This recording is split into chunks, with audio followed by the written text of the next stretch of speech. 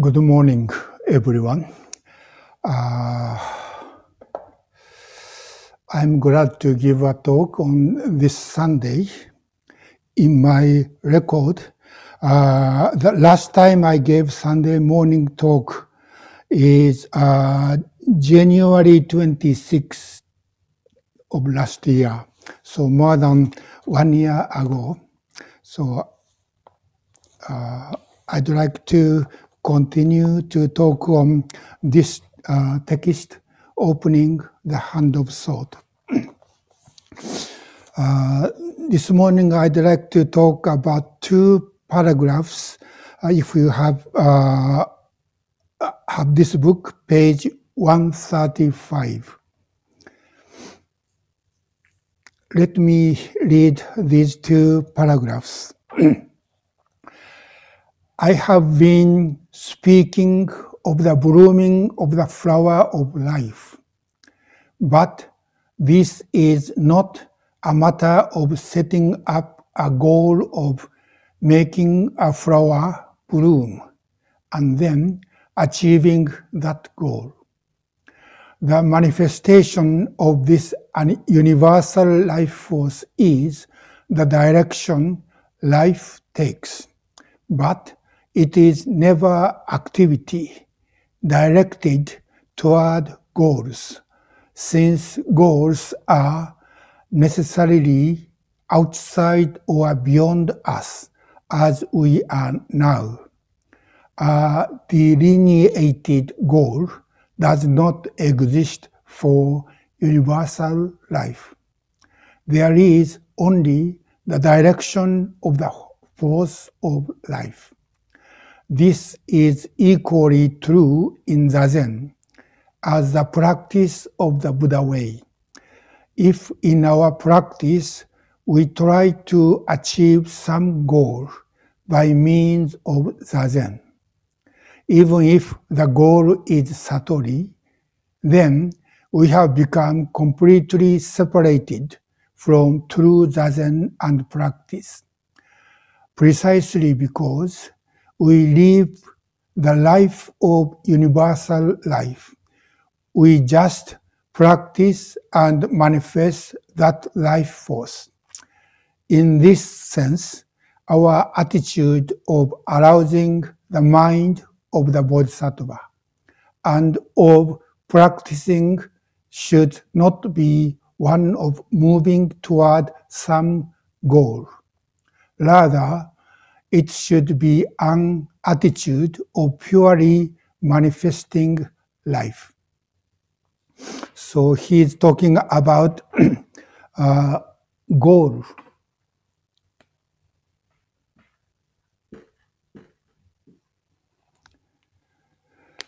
And he said, our practice is not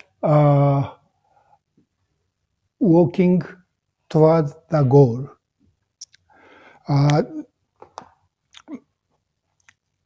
What he's talking about here has something to do with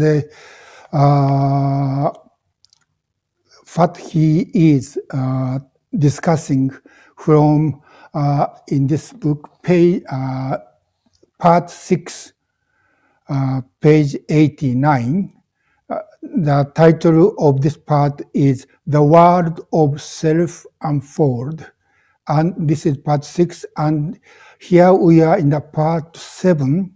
The title of part 7 is Living Wide Awake. And Okumura Rōshi is discussing about the meaning or significance of Zazen practice as a Buddha way or Bodhisattva way in terms of the modern civilization. And he says about the characteristics of modern civilization is progress.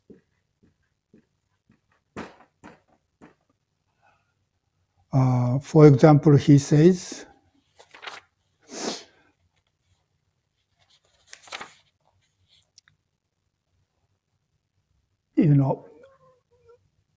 in the modern society, we always set a goal and we try to work to achieve this goal. So progress is important in modern society. And that is what in Japan, Japanese people accepted from the Western countries in the end of the 19th century. And we adopted this idea that improvement or progress is important. But Okumura Rōshi is saying, when we live within this framework, it's difficult to find a peace of mind.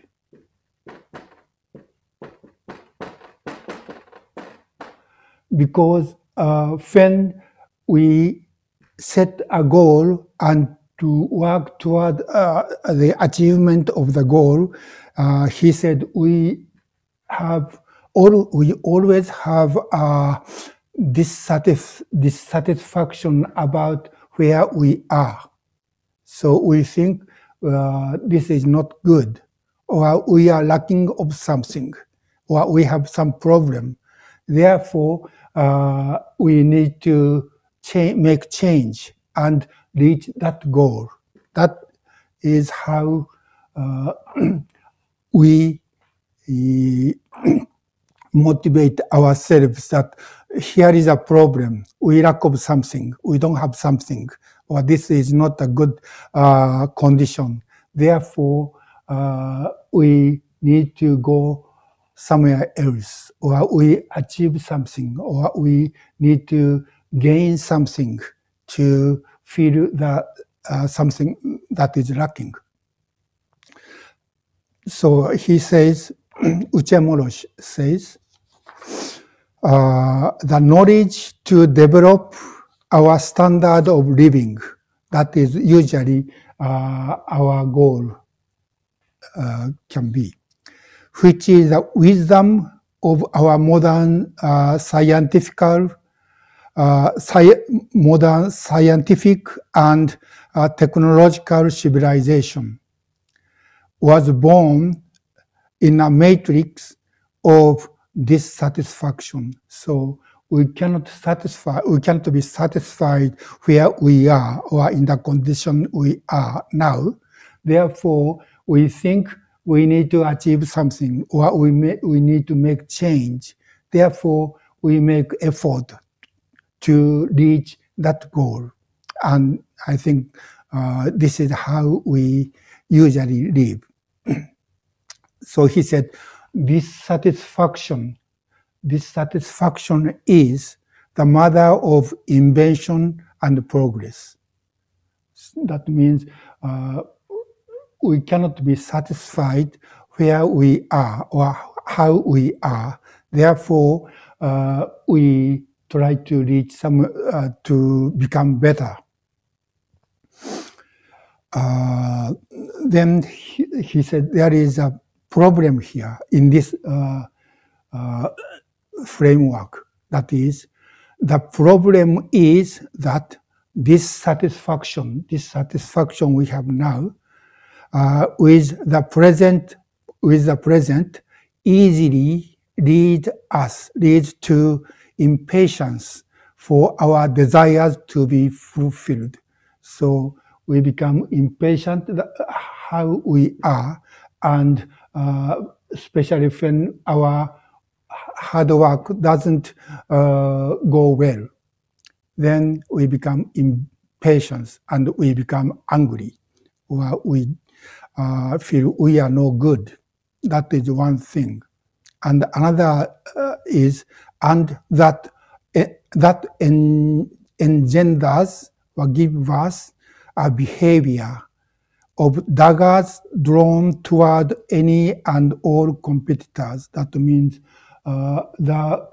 something good, better than this, is also other people also want to reach there. So our life become competitive. We have to compete with others. Otherwise, other people get that good thing. Therefore,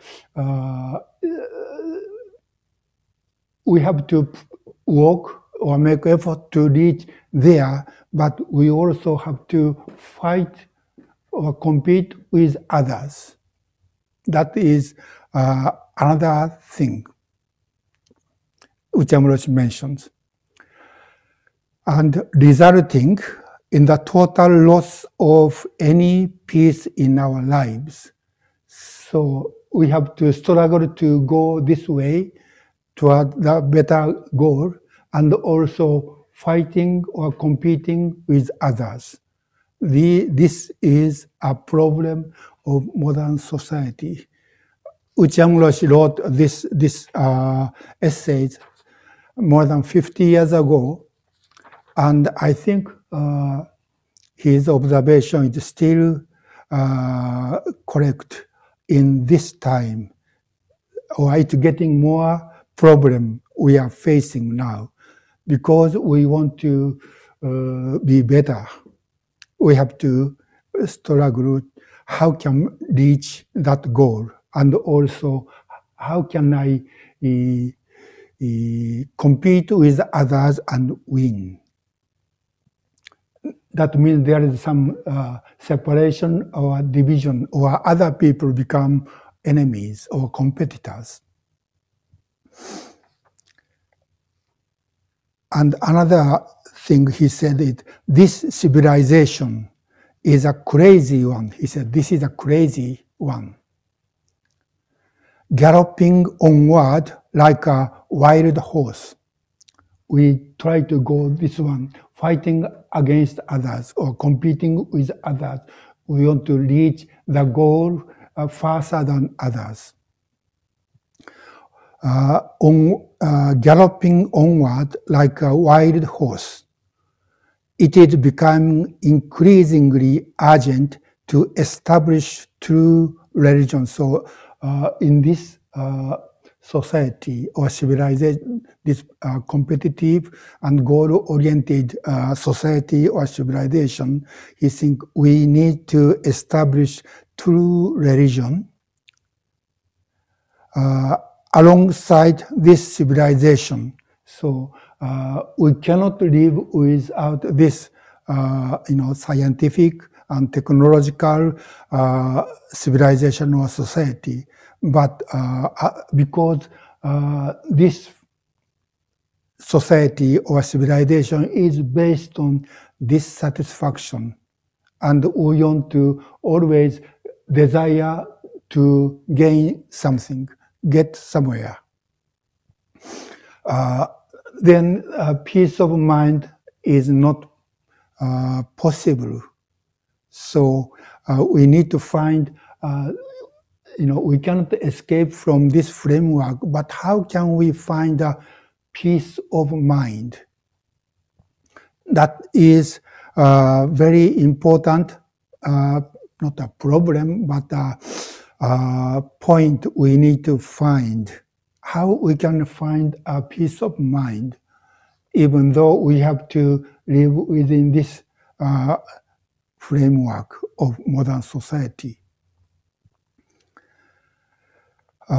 So it is become increasingly urgent to establish true religion. Religion means a spiritual practice in Okumura Rōshi's teaching, alongside this civilization based on science and technology, to enable to regain spiritual peace. So how can we keep or find spiritual peace of mind without negating progress? I think this is a really important point for us now. And on that point, about this point, how can we find a peace of mind? He introduced Buddhism and Zen teaching, or practice of Bodhisattva practice based on Buddha's and Dogen Zenji's teaching.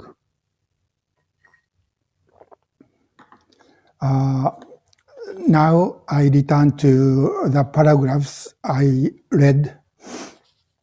So far, in the beginning of the first paragraph, he said, I have been speaking of the blooming of the flower of life.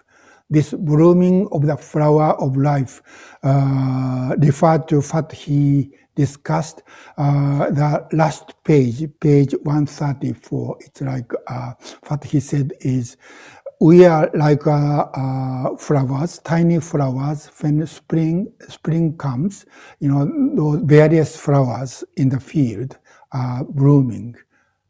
And those flowers are tiny things. But within each of those tiny small flowers, the universal spring is manifested through each and every small flowers.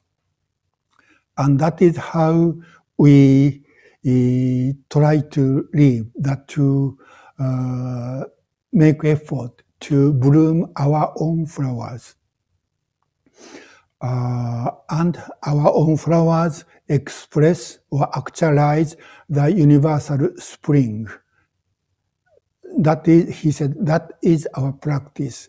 That means each flower is like each individual, each person. And by bloom a flower of each one of us, we live together with all beings within the network of interdependent origination. So, in this way of life, there's no competition with others. And what he is saying is, in this life, in this practice, to make effort to bloom our own flowers, there's no competition with others. Our life is not fighting or competition with others. And he also said we don't need to reach the goal. What he's saying is, instead of dissatisfaction, or dissatisfaction means I don't like who I am or where I am. Therefore, we want to go somewhere better, or we want to get something we don't have. That motivation came from or produced greed toward the goal, towards some we want to achieve or we want to get, or hatred or anger about who I am and where we are. And this is the structure according to Buddha's teaching.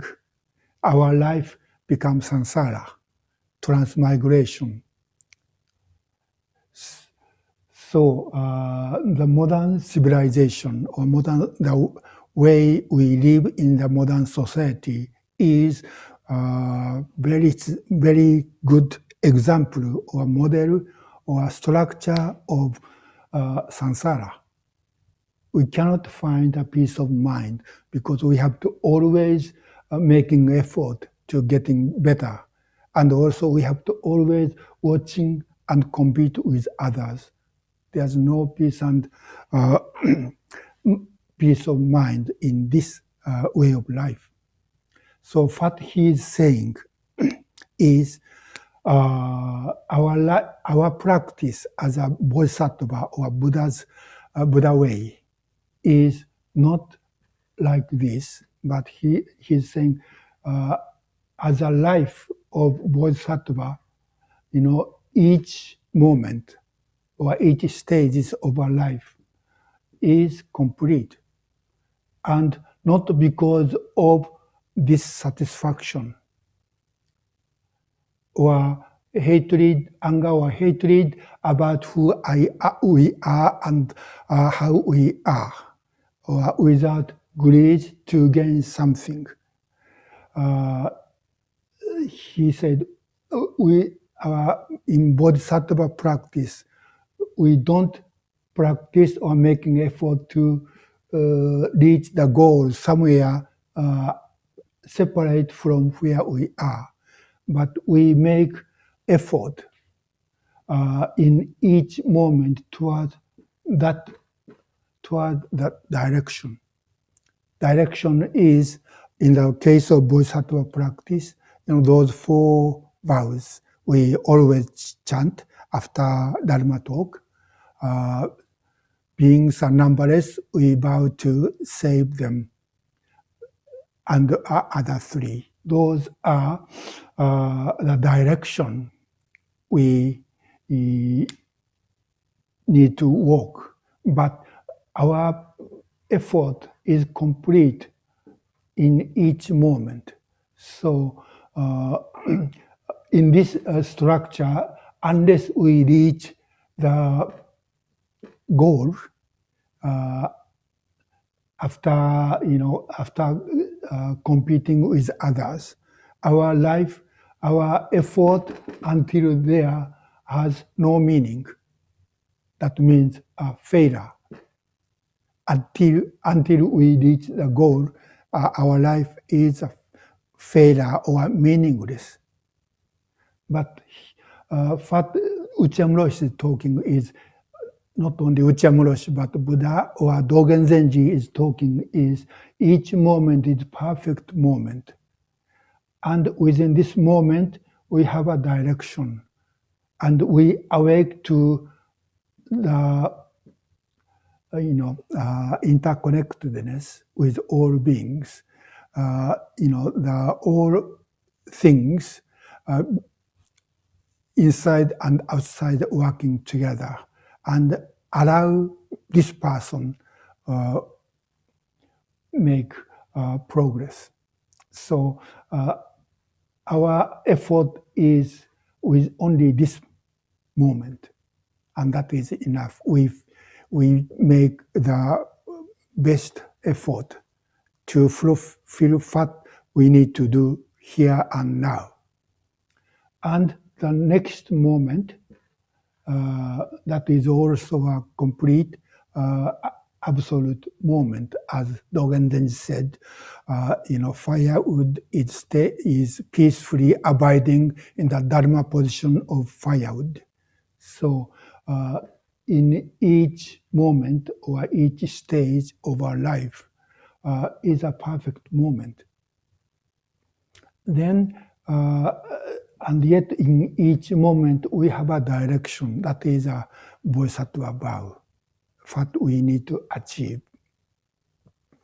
So in this case, even when we cannot reach the goal, actually our goal is attaining Buddha's way.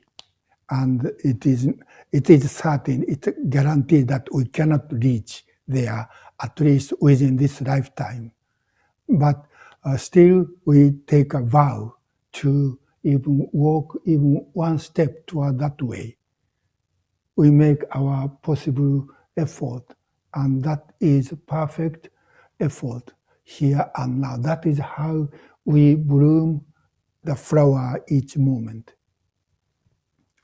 So that is a difference between, this is a model of samsara, and this is a model of Bodhisattva practice. That means in each moment we can find a peace of mind. And yet we have a direction to go.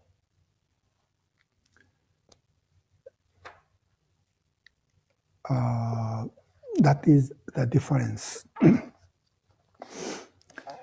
So after this, in this paragraph, he said, I have been speaking of the blooming of the flower of life. But this is not a matter of setting up a goal of making a flower bloom and then achieve that goal. So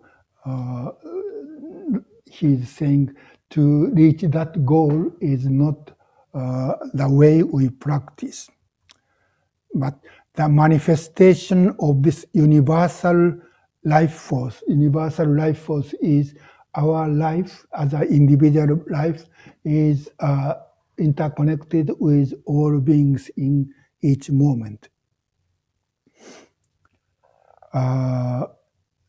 Is the direction so to manifest or actualize this universal life force as each moment. In the case of a plant, when the plant in the stage of seed or sprout or process of growing and blooming flowers or bearing fruits and wither, and the next generation seed repeat the same thing. So each stage has a connection with all other beings within the network of interdependent ordination.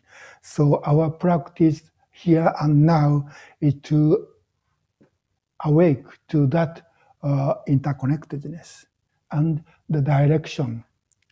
And next stage, we continue with the same attitude.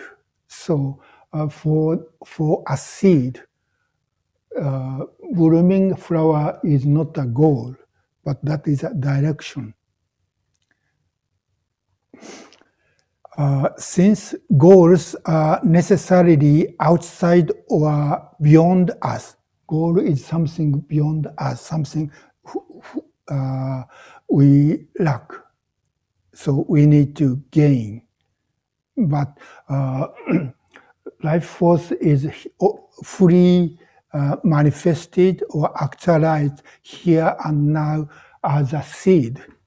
So to be a 100% seed is a goal for a seed. But this goal, this seed has a life force to, in a sense, to negate the stage of seed, and it becomes sprout. So this is not a goal, but this is a natural growth. So the goal is 100% here and now. So the delineated goal does not exist for universal life. So universal life is completely being here and now. There is only the direction of the force of life, but on each stage there is a direction. As a seed to sprout, and as a human beings to be a baby is 100% baby. Baby doesn't need to be something else, but this life force that is 100% a baby has a power or energy to grow and to, in a sense, to negate the babyhood and allow this baby to become a boy or girl. So this process is not a goal, or that means there's no meanings until we bear fruits or reach the goal. But in each moment, that is 100%. So our effort should be to manifest our life, universal life force here and now in each moment or each stage of life. And in the next paragraph, he applied this same idea in our Zazen practice.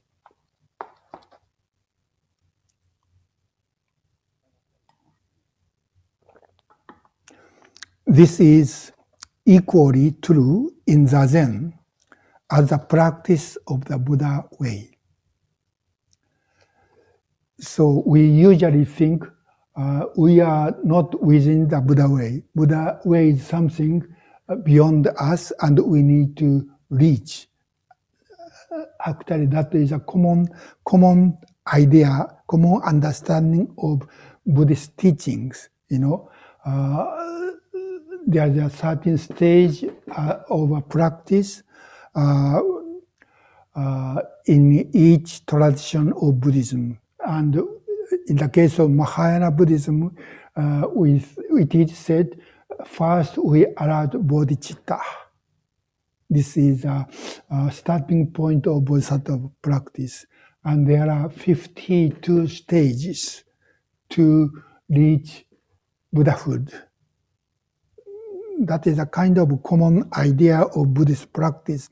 But Okumura Rōshi, following Dogen Zenji's teaching, this is not the format of our practice.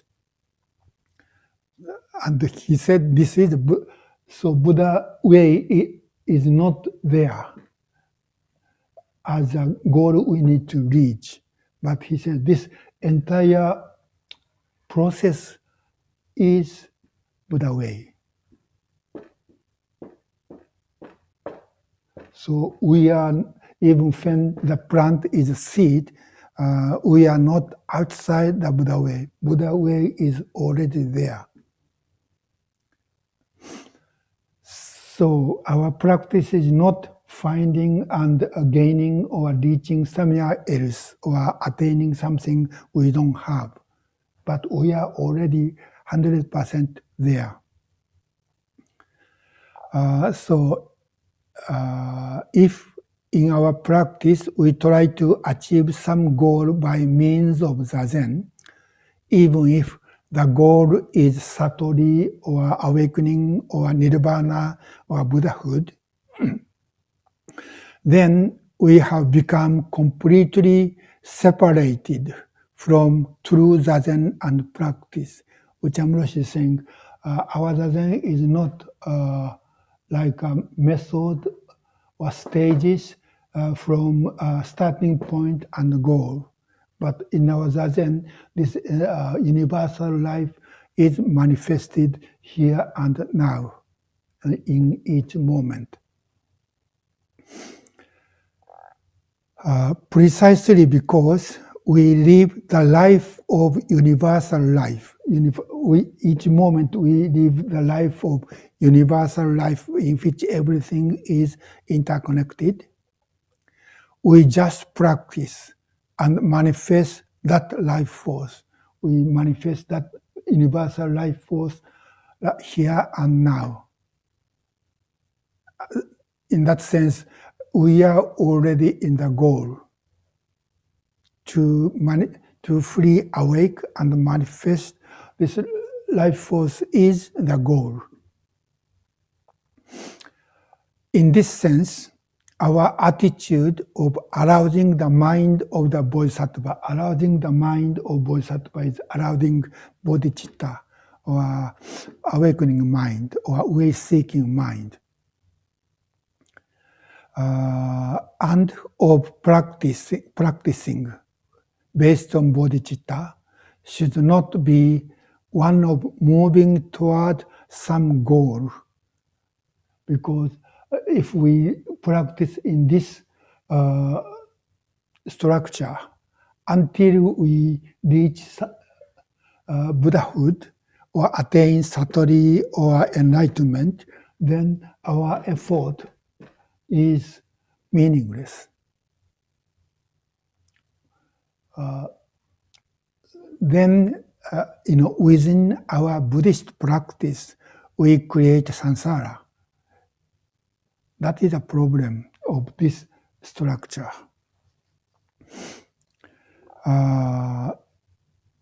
Rather, it means our Zazen practice should be an attitude of purely manifesting life. So in each moment, we manifest life force. That is how we are as a true reality of all beings. That is interconnectedness with all beings. Because we are, we can exist, we can live and exist only within this network. That means we are supported by other beings within this network. We also try to support. Then there is no separation with other being. Only in our mind or thinking we make separation among between me and other people, or between my family and other rest of the world, or my company, or my country, or anything we belong to, and we think we are this way and they are the different way. Then there's a separation or difference, and often we start to compete or even fight each other.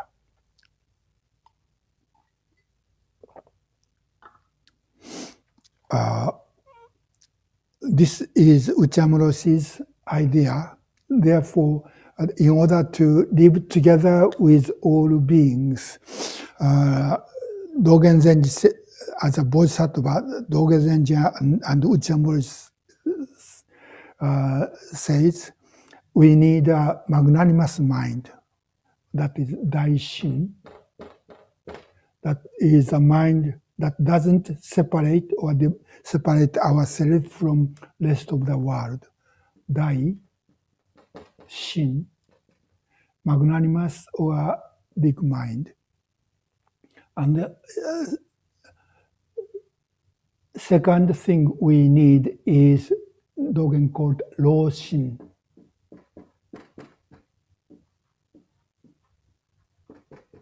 Rō is old or aged, but this also means matured.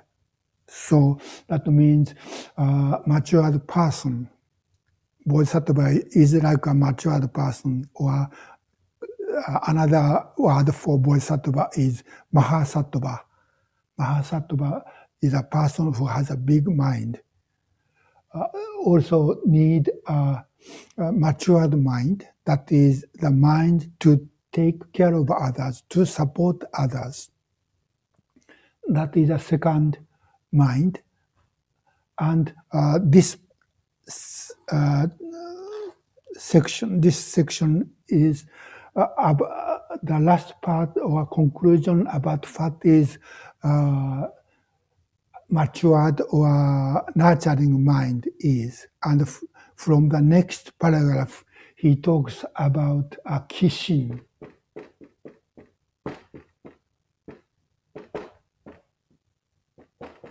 Ki is joy or delight. So joyful mind. That means within our practice to awakening to the connection with all beings, and try to even a little bit helpful to others. And within that practice of living together with all beings, we find joy. So that is what Okumura Rōshi is talking about from the next paragraph. So Dogen Zenji and Okumura Rōshi always talks about these three mind, Daishin and Rōshin and Kishin, magnanimous mind, nurturing mind, and joyful mind. And these three are called Sanshin, three mind or three attitude. And this is the name of our temple, this temple, and the name of our community. So I think this is really important point to practice as a student of Okumura Rōshi and Dogen Zenji, or Mahayana Buddhist. And this is not simply Okumura Rōshi's personal idea, but what Okumura Rōshi is discussing in these paragraphs, it came from Dogen Zenji's teaching about Buddha nature. In Shobo Genzo, Buddha nature. Buddha nature is one of the longest fascicles of Shobo Genzo and very difficult. Dogen Zenji described what is Buddha nature in his teaching. And in the beginning of this fascicle of Buddha nature, he pointed a few mistaken understanding about Buddha nature. And this is one of them. If you want to check with Buddha nature, it's in paragraph 13. In the translation by Norman Waddell and Masao Abe, Dogen says, there is a certain group that thinks the Buddha nature is like a seed from a grass or a plant. So that is how what Okumura Rōshi talks about our Zazen practice, and Dogen said it is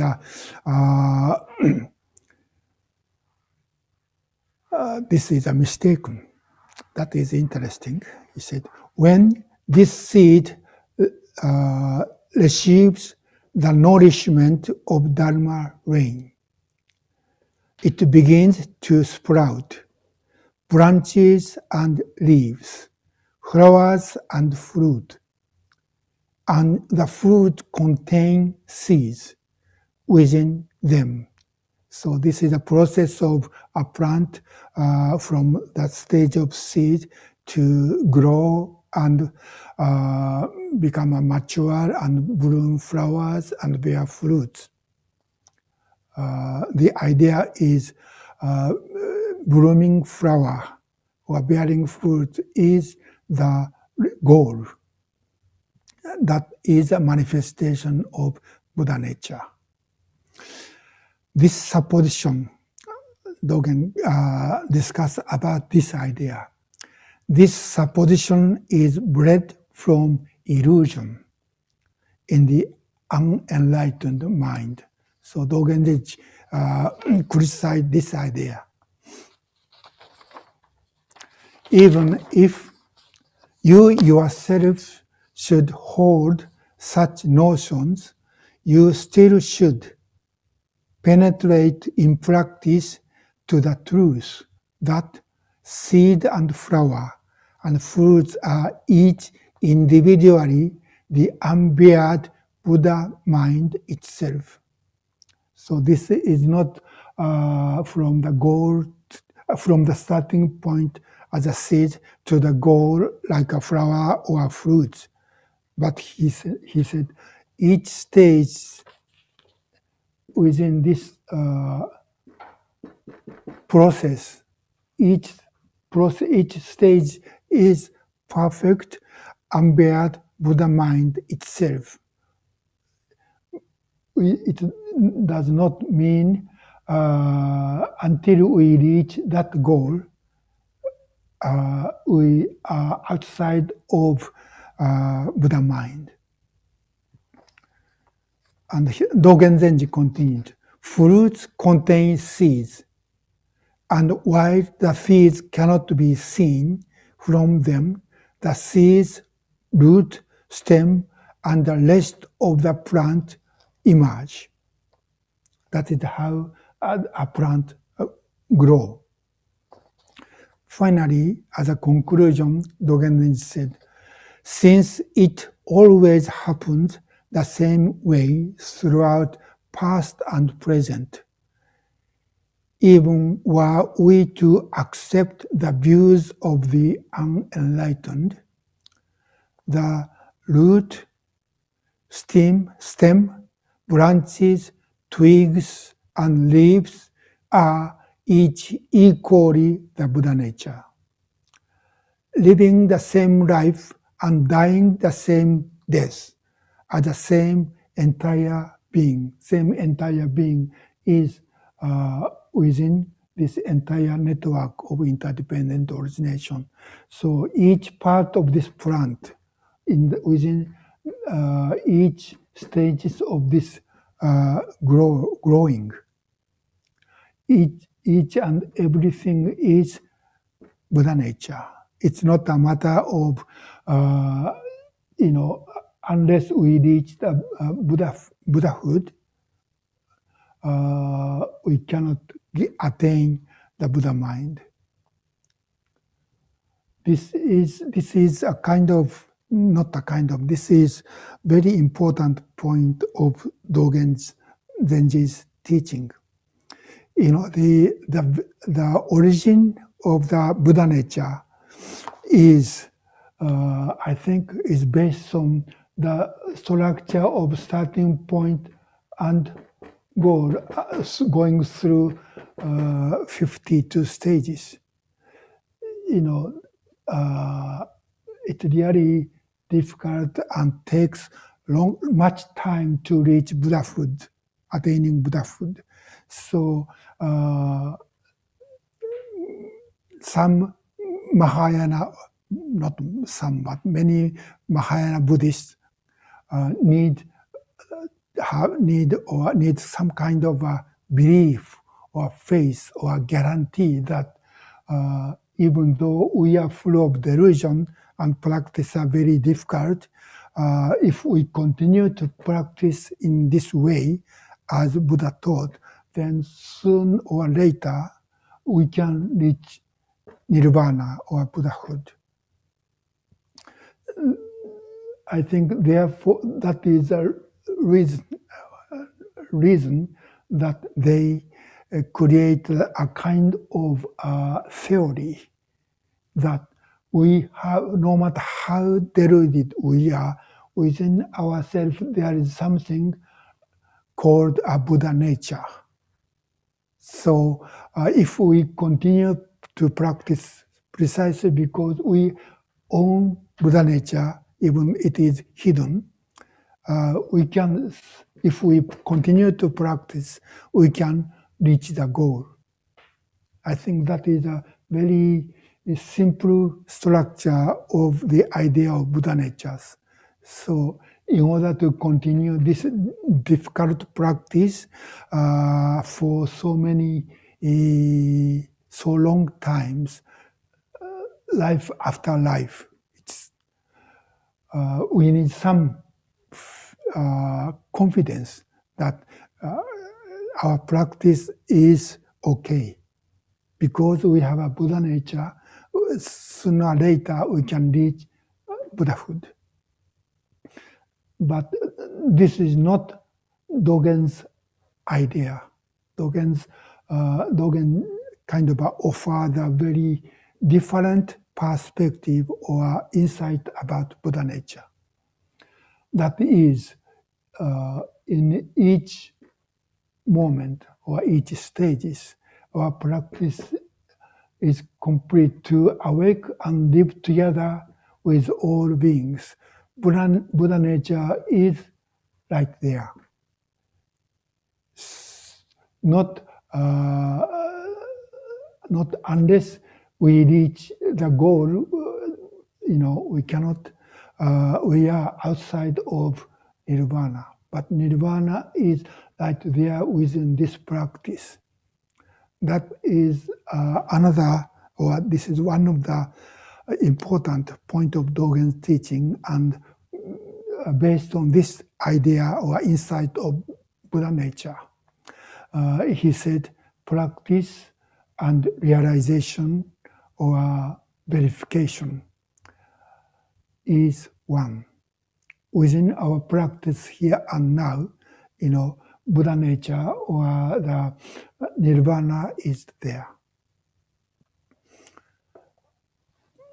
So our practice is moment by moment, and each moment our practice is complete, and yet we walk toward the direction of Bodhisattva vow in each moment. So what Okumura Rōshi is talking in this book about Zazen practice is based on this teaching by Dogen Zenji. That is what I have to say today. I hope you understand. This is what I talked this morning is almost the end of part 7, and there is one more part 8, entitled The Way Seeker. And this part 8, the final part, is Okumura Rōshi's last lecture at Antaiji, right before he left Antaiji in 1975. He gave a long Dharma talk. He talks about the 7 points of practice, important point of practice. Okumura Rōshi himself kept in mind while he was the abbot of Antaiji, and he wanted to leave these 7 points as a guideline of our practice. And when I was at Varezendo in Massachusetts, from 75 to 81, there was someone translate those 7 points and put the translation in the frame and place on the wall at the entrance. So all practitioners at Varezendo knew those 7 points, but some of them asked me to translate what Okumura Rōshi really said about those 7 points. So while I was at Varezendo, I first translated this Teisho. That was the first draft of this part of opening the hand of thought. And within that translation, I use this expression, opening the hand of thought, as a translation of Okumura Rōshi's original expression, atama no tebanashi, or omoi no tebanashi. So this section of opening the hand of thought is kind of important to me.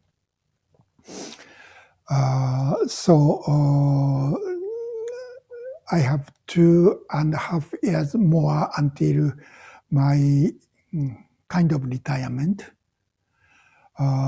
from the position of abbot of Sanshinji.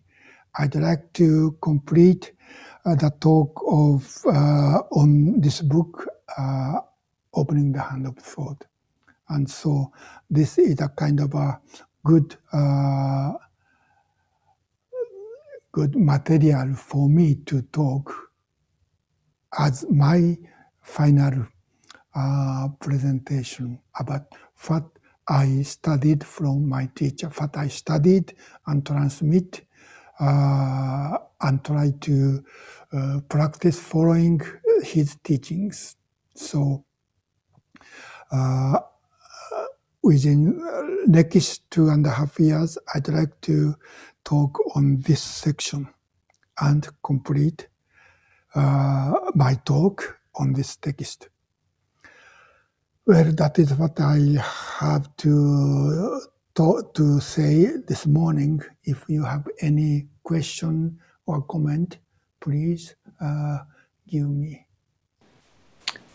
So if you could just raise your hand if you have a question, and I can unmute folks individually just so we don't get a bunch of people talking at once. That's good. Oh, I think the mic might not be on, or the... Hojo-san, can you hear me?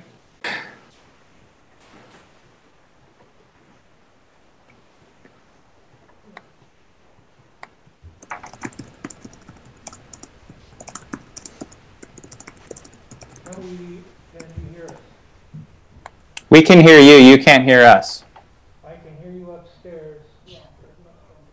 You need to turn the volume up on the computer. Maybe I could bring my computer down. Find a way in. Or shall I go up?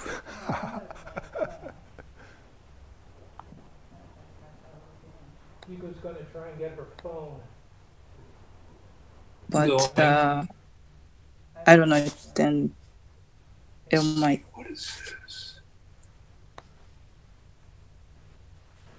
Is anyone talking right now? Can you hear me? Oh, I heard myself echo. You can hear me now? Yes. Okay, great. The volume, right? Hold on just a sec. Let me get this set up again. It's really low.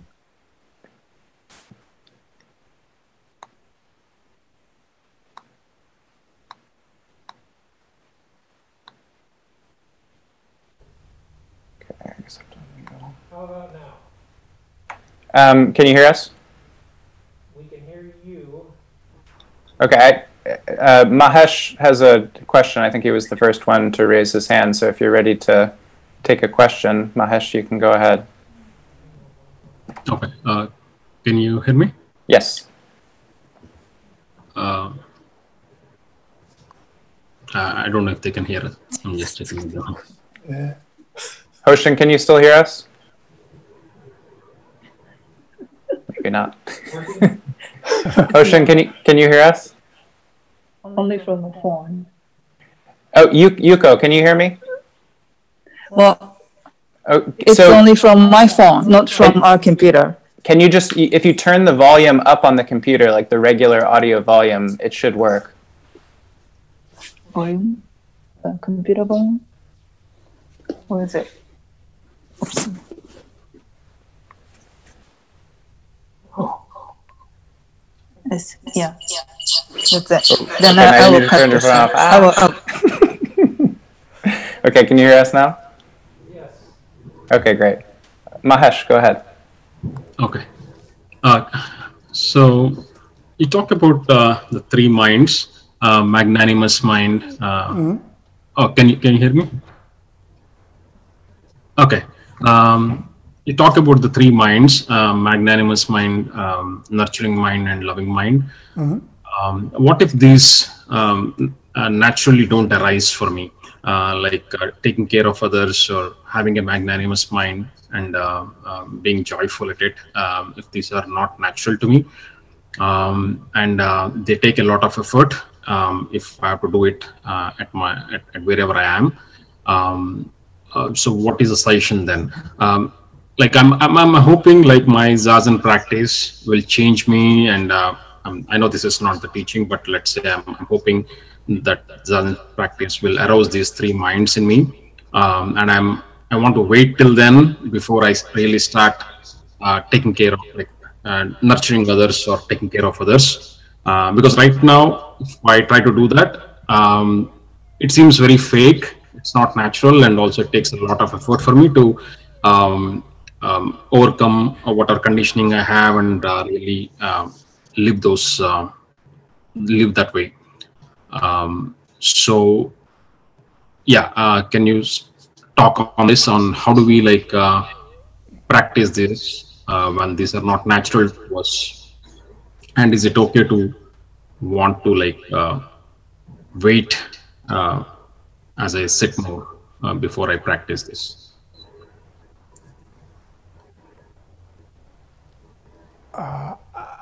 I am sorry, but I'm not sure if I understand your question. Okay. Could you briefly repeat the main point of your question? Okay. So the main point is taking care of others, or this nurturing mind is not natural to me right now. It is not something that I can do naturally. Like I'll have to fake it, being good or really taking care of others or having that magnanimous mind. It is something, if I do it, it is like I'm faking it. It's not a natural thing for me. And compassion or other things are not naturally happening. So I'm hoping I will sit Zazen more, and then it will change me. I know this is not the teaching. Zazen is practice enlightenment. But I'm hoping that will happen, and then eventually I can start doing this, like the taking care of others more naturally. So my question is, I just want to understand, how do we practice when it is not natural? These three minds are not natural to us. How do we practice?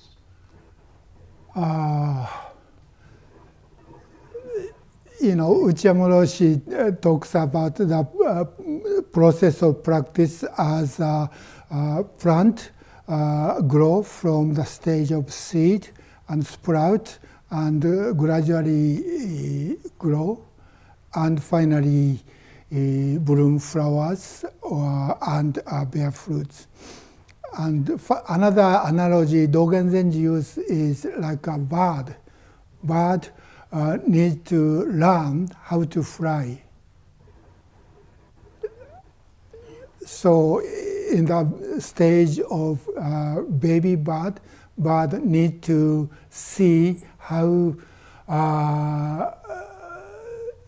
the parents fly, and he kind of imitate, or by imitation, how he learned how to fly. So I think it's important to practice with within a sangha, with a teacher and also experienced practitioners, not only particularly in Buddhist sangha, but the sangha of this human society. How matured person can take care of others. When we are a kid, we are always expect we are taken care of. Otherwise, we complain. But matured people can take care of others, and within taking care of others, they have a joy. So by seeing and in a sense, in the beginning, imitating how they do, I think we can understand how we can practice in this way. So, this is also stages, but it's not like a goal. But in each stage, we try to learn how to see this interconnectedness and how we can behave as a healthy part of this interconnectedness. Does this make sense? Yeah, so thank you. We need to study from the elders or experienced or living examples. Okay? Okay, thank you. Yeah. Other questions?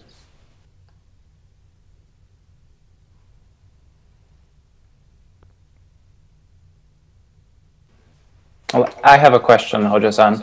Okay. And it's related to that. I think that Mahesh makes a good point because, as I see it, modern society sort of encourages us to stay like children our whole lives. We're supposed to just serve our own interest and consume and do everything for this person. And it seems very difficult to step outside of that because the influence from society is so strong. So I wonder if you have any advice in that regard. as a bodhisattva or bodhisattva practice, our practice is not escape from the society. So we need to stay in the society. That is why Uchamuro said,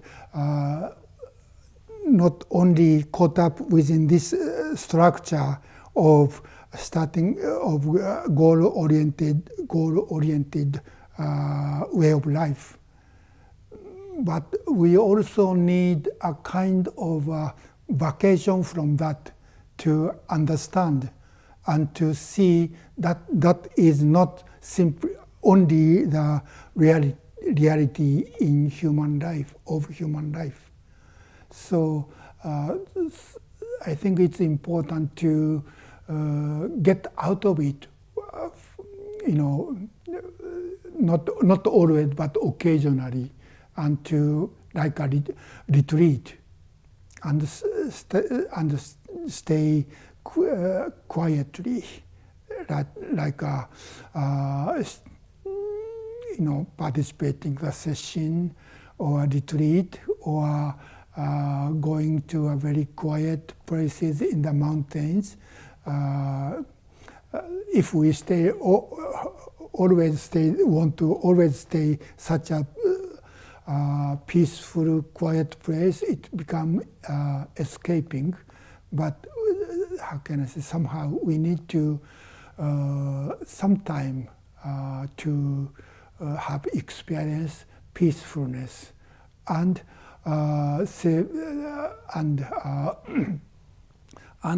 return to the busy daily lives. I think that for that, to have a sangha or a practice center where you can study and experience here and now, not always run after, chasing after that goal. In our social life, I think it's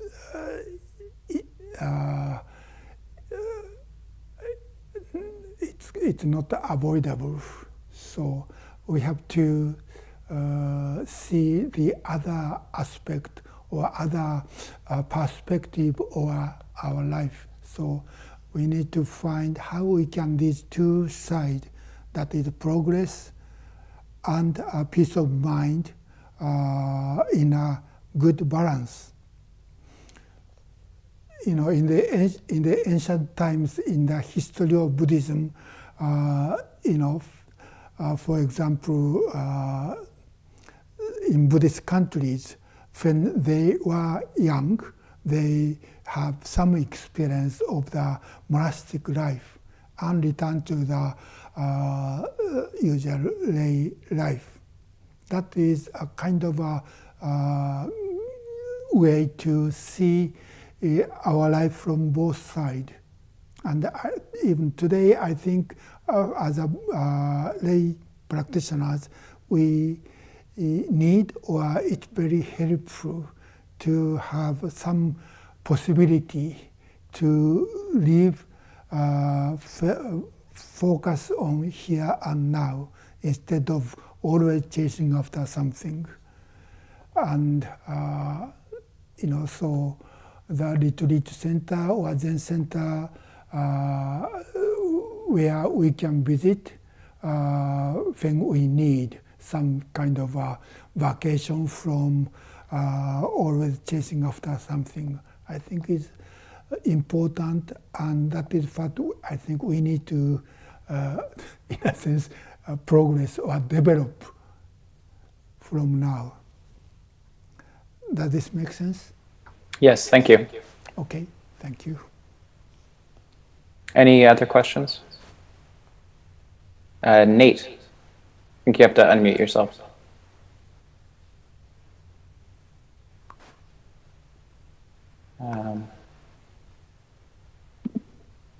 Got it. Hi. My question too is to you, Hojo-san, and I guess any other priest, and I'm wondering about your commitment to become a priest and how you have managed to fulfill your vows as a priest while still, like, what's your relationship with this goal-oriented world? You know, does that change? You know, I know for me, it's a never-ending struggle to maintain peace and stability in a world of competition. It's like a constant challenge, and I'm wondering, as being a priest, do you move away from this structure? And I don't know if this is making any sense or not.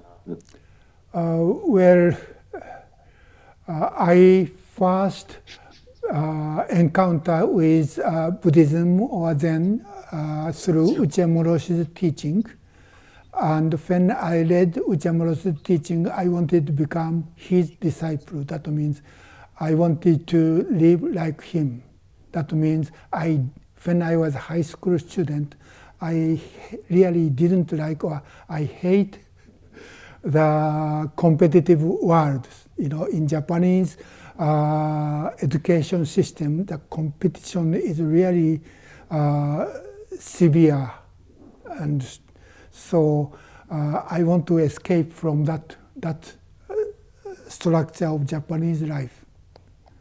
And yet I didn't want to want to live not healthy way of life. If I left mainstream society, you know, one possibility to become anti-social way of life. But I wanted to find a healthy way of life, still being free from competitive society.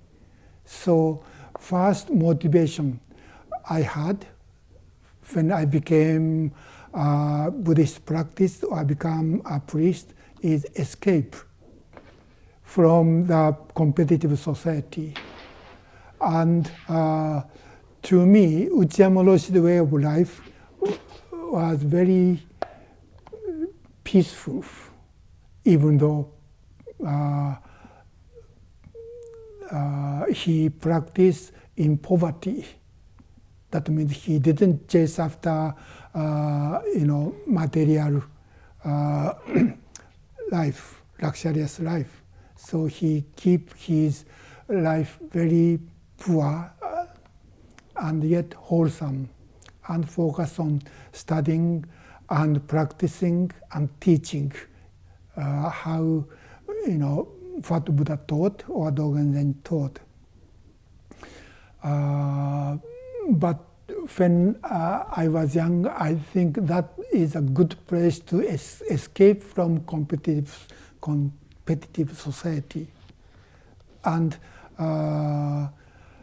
so even after I became Okumura Rōshi's student, and that means become a priest, I was happy not to be involved in that busy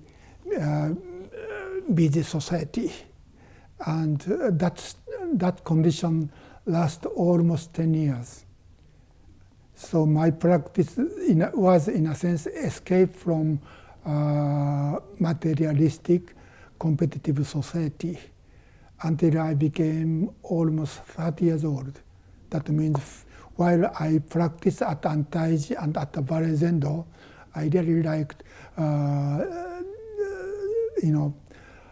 it's not easy life. It's a very strict practice focus on Zazen and within poverty.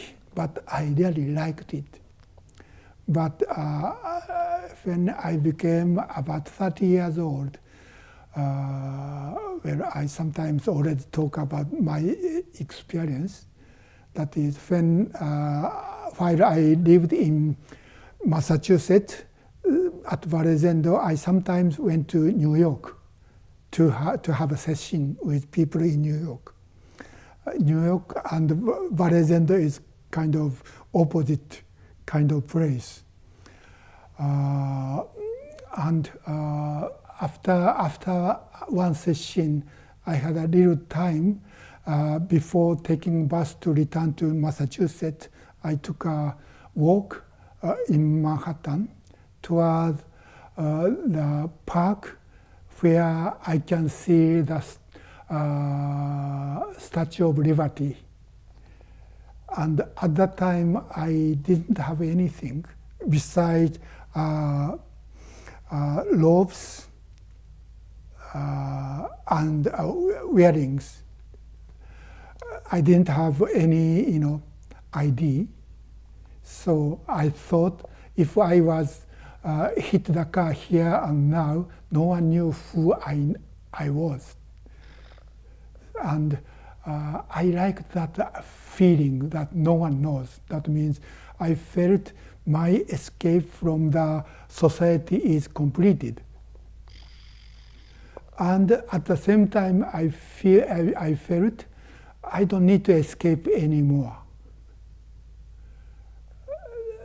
From that point, I gradually returned to the society. Not suddenly, but gradually.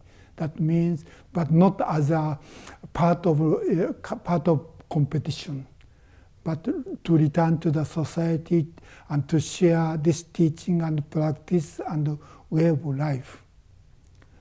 To how can I say, to introduce the people in this busy life and who think that is only real life, to show and share there is another possible way of life. And that is where I kind of I was mature enough to offer something. Until then, I just enjoyed quiet life in the monastery. But I felt now I'm ready to make some offering. And that is what I have been doing since then. So now I am 72, so almost 40 years, But I try not to be too much involved in busy life. But in a small part of busy society, I try to kind of create a place where people can find peace of mind.